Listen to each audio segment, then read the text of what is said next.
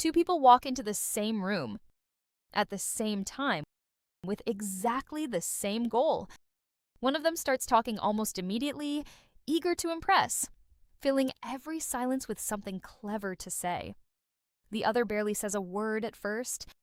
She simply notices the people around her, remembers a name, offers a small nod of genuine attention.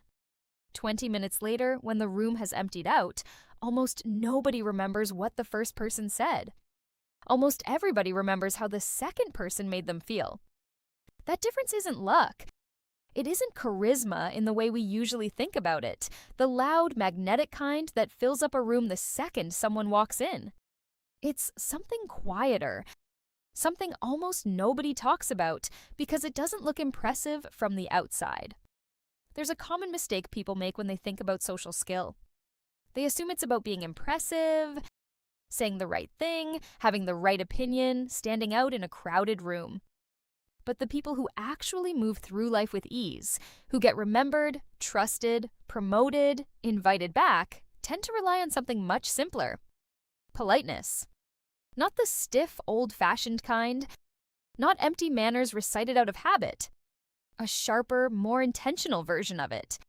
These are psychological shortcuts, small behaviors that quietly increase how much people trust you, listen to you, and want to be around you. And once you notice them, you start seeing them everywhere, in the people who somehow always seem to get the benefit of the doubt. This is where politeness quietly becomes leverage. So let's start with the first one, because it shows up before a single word is even spoken. Picture someone walking into a meeting. The moment they sit down, they're already talking about their weekend, their opinion on the agenda, something clever they thought of on the way in. Now picture someone else entering that same meeting. Before they say anything about themselves, they glance around the table. They use someone's name. They ask a quick, genuine question about how a coworker's presentation went last week. It takes maybe 10 seconds. But something shifts in the room. People sit up a little straighter. Here's the part most people never think about. Our brains process social interactions through emotion long before logic has a chance to catch up. Before someone evaluates your competence, they've already decided, on an almost animal level, whether you're psychologically safe to be around. Recognition comes before persuasion. Everything else is built on top of that. Now here's a strange thing worth thinking about. What actually makes someone feel powerful in a conversation? Most people assume it's talking the most. Watch a group discussion closely and you'll notice something different. One person can't help jumping in. The instant they think of a point, out it comes, even if it means cutting someone off mid-sentence. It feels efficient in the moment. It rarely feels good to the person on the receiving end. Then there's the person who does something almost invisible. They let a sentence finish. They wait 2 full seconds after someone stops talking before they respond, even when they already know what they want to say.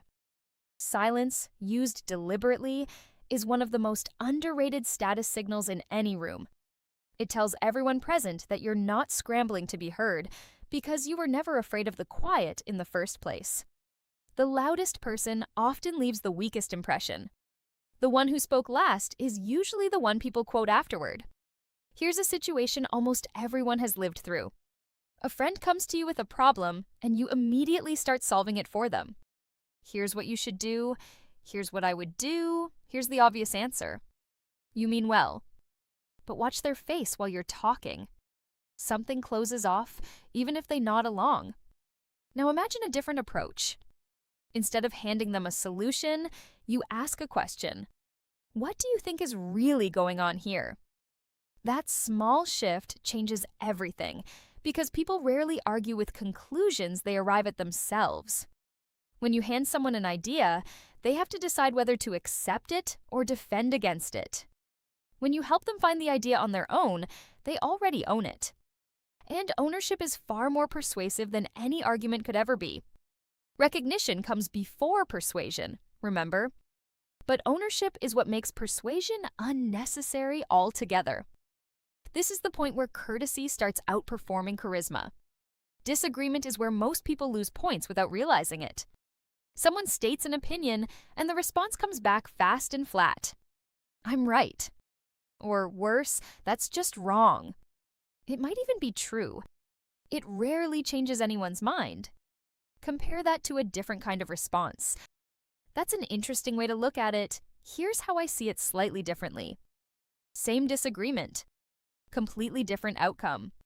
Here's why that works, and it's a little uncomfortable to admit. Ego isn't just protecting an opinion, it's protecting identity itself. The moment someone feels attacked, even mildly, their brain treats it almost like a physical threat, and logic simply shuts the door. But when their dignity stays intact, the door to actually changing their mind stays open. Changing someone's mind almost never starts with proving them wrong. It starts with making sure they never feel small for being wrong in the first place. Think about the last time a cashier, a waiter, or an assistant did something small for you. Held a door, remembered an order, fixed a mistake quietly without making a fuss. Most people barely register it. A quick thanks, eyes already somewhere else. But some people stop. They actually make eye contact and say something specific. I really appreciate you taking care of that. That made my day easier. It costs nothing. It takes maybe 5 seconds. And here's the surprising part. Most gratitude in daily life is so automatic that it barely registers as gratitude at all. The moment it becomes specific and unexpected, it stops being polite noise and becomes something the other person actually carries with them for the rest of the day. Nobody noticed the technique. Everyone noticed the result. Imagine someone shouting at you in front of everyone. What's your first instinct? Most people match the energy. Voice rising, patience thinning, until the whole exchange spirals somewhere nobody wanted it to go. There's a small social experiment worth knowing about. Researchers have long observed that emotional states spread between people almost like a contagion, faster than most of us would like to admit. What almost nobody realizes is that calmness spreads exactly the same way. It just moves slower, and it requires one person willing to hold the line first. So instead, picture the other response. Voice steady, pace slower, tone unmistakably calm, even while the other side is anything but. In nearly every tense interaction, the person who stays composed ends up quietly controlling the direction the whole conversation takes. And suddenly, who's really the one in charge here? Finally, consider how most conversations actually end. A meeting wraps up, and one person is already halfway out the door, phone in hand, barely a goodbye. The other pauses just long enough to say something real. Genuinely enjoyed talking about this with you. Or, that idea you mentioned earlier is going to stick with me. It takes seconds. Psychologists call this the peak end rule. The idea that people judge an entire experience almost entirely by its most intense moment, and especially by how it ends. A mediocre conversation with a warm closing often gets remembered more fondly than a great conversation that fizzles out awkwardly.